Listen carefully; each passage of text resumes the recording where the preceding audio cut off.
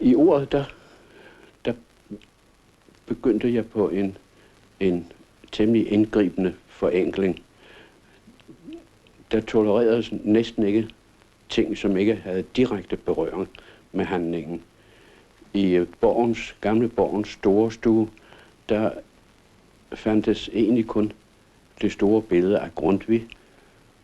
Så var der et barometer og et standur. Der var et stort køkken.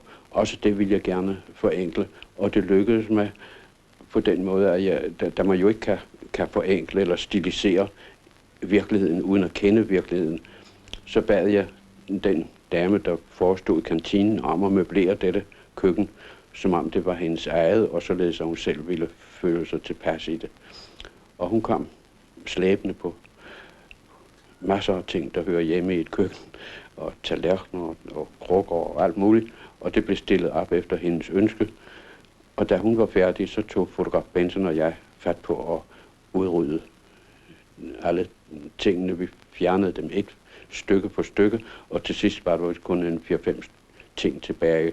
Men alligevel i denne forenklede form, der stod køkkenet meget klarere som begreb end med alle de mange ting.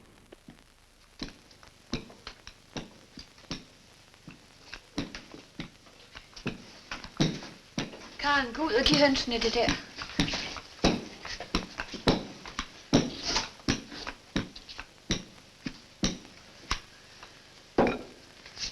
I kommer til at hjælpe mig. Med hvad? Jo, Anne og mig, vi tænker Anders, du har da ikke gået hen og forelsket dig i skrædderens Anne. Jo. Er det da noget galt i det? Hvad med? Nej, men det var nu da ellers den værste, du kunne finde.